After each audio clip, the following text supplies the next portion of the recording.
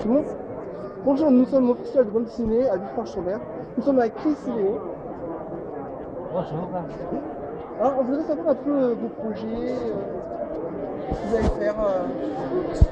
Ben, j'ai pas mal de projets, j'ai déjà un univers assez développé et qui est très élaboré dans mon esprit et j'arrive pas à dessiner assez vite pour faire tout ce que j'ai envie de faire et donc j'ai beaucoup de projets par rapport à ça, d'essayer d'être plus productif pour sortir beaucoup d'épisodes de mes différentes séries.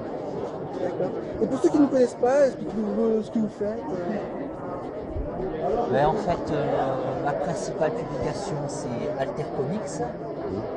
En fait, il y a plusieurs séries qui se croisent dans chaque Alter Comics et qui se passent sur une réalité alternative que j'appelle Alter Harmonica. Et en fait, sur l'Altera, ce qu'il faut comprendre, c'est que l'histoire sur l'Alter Harmonique est différente de celle sur laquelle nous sommes en train de parler, vous et moi. Et en fait, à la fin de ma série, je le montre dès le début, comme ça les lecteurs savent. Et là, il y a le graphique explicatif. Des personnages sont téléportés jusqu'en 1940 par de mystérieux expérimentateurs qui font des expériences sur nous les terriens.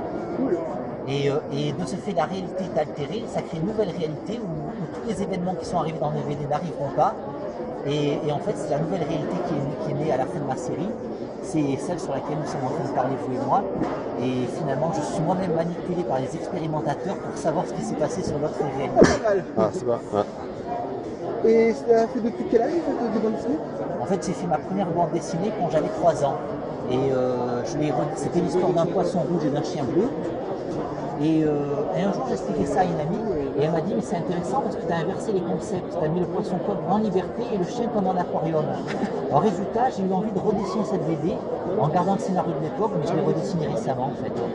Et voilà, et j'ai fait un dessin relativement enfantin, en gardant le type de l'époque, le poisson des mers et le château sous-marin. Ok.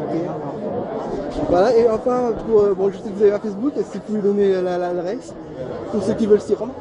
L'adresse Facebook, c'est vrai que je la connais même pas. En fait, il suffit de taper mon nom d'artiste, normalement de me trouver en fait. Donc Chris Léo avec l'orthographe, voilà en fait.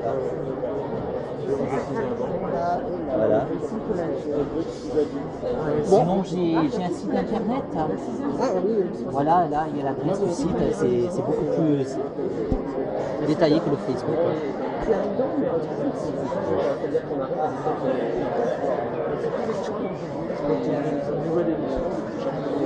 Change pas. Ah, ça y est. Sinon, je le dis bon. C'est bon, ça y est. Bon, on vous remercie, Chris. Merci, c'est moi. Et bonne continuation. À bientôt, Ouais, au revoir. Et